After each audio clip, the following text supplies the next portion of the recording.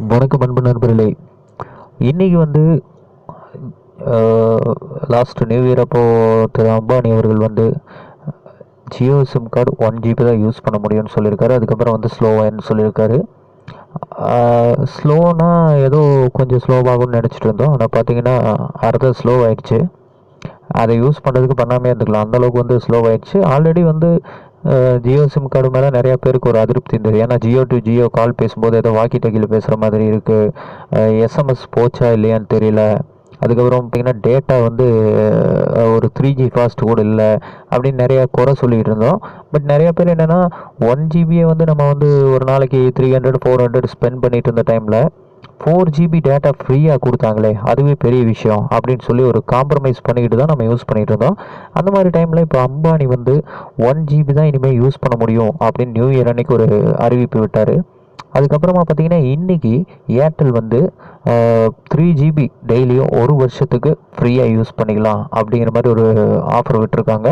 இந்த ஆஃபரை கேட்ட நிறைய பேர் என்ன நினச்சிட்டு இருக்காங்கன்னா, இனிமேல் ஏர்டெல் வாங்கி யூஸ் பண்ணிக்கலாம், நம்ம காட்டில் மழை தான், இவங்களுடைய காம்படிஷனில் வந்து நமக்கு நல்ல பெனிஃபிட்டு அப்படின்னு நினச்சிட்டு இருக்கோம்.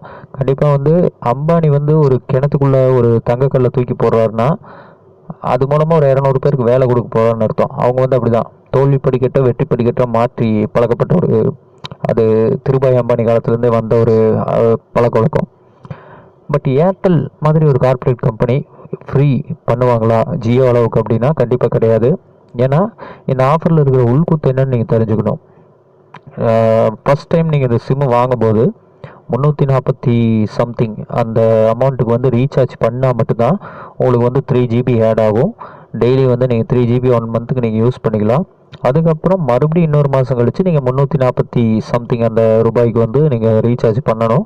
அப்படியே ரீசார்ஜ் பண்ணினாலும் இது எந்த அளவுக்கு ஸ்பீடாக இருக்கும், என்ன மாதிரி பெர்ஃபார்மன்ஸ் இருக்குன்னு சொல்ல முடியாது. இப்போ இவங்க கொடுக்கறதுக்கு உண்டான நோக்கம் என்னென்னு பார்த்தீங்கன்னா, நிச்சயமாக வந்து ஜியோ சிம் வந்ததுக்கப்புறம் நிறையா பேர் கஸ்டமர்ஸ் வந்து நிறைய கம்பெனி வோடாஃபோன், ஏர்செல், முக்கியமாக ஏர்டெல், இந்த கம்பெனியினுடைய வாடிக்கையாளர்கள் எல்லாம் வந்து தெரிச்சிட்டாங்கன்னு சொல்லலாம். ஸோ இதனால் பல லட்சக்கணக்கான வாடிக்கையாளர்களை வந்து இவங்க இழந்துட்டாங்க. இவங்களை திருப்பி எடுக்கிறதுக்கு எந்த ஆக்ஷனும் எடுக்காமல் இதை கேர்லெஸ்ஸாக விட்டுட்டால் கம்பெனி வந்து திவால் ஆயிடும். ஸோ இது இது இவங்க இந்த வாடிக்கையாளர்களை எல்லாம் மீட் எடுக்கிறது ப்ளஸ் இது வியாபாரம் தந்துடும். புதுசாக ஒரு ஒரு ஒரு ட்ராபேக்லேருந்து ஒரு பெரிய பெனிஃபிட் அடைஞ்சிக்கக்கூடிய ஒரு வியாபாரம் தந்துடும்.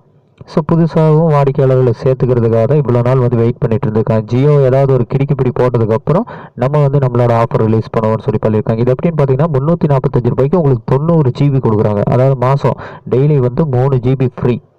அதுக்கப்புறம் ஃப்ரீ டேட்டா யூஸ் பண்ணிக்கலாமா, ஸ்லோவாக இருக்குமா, இல்லை அது அவ்வளோதானா, இதோட கால் ரேட்ஸ் என்ன, எஸ்எம்எஸ் எப்படி, இது எதுவுமே வந்து இவங்க இன்னைக்கு இந்த நிமிஷம் வரைக்கும் விளக்கமாக எதுவுமே சொல்லலை.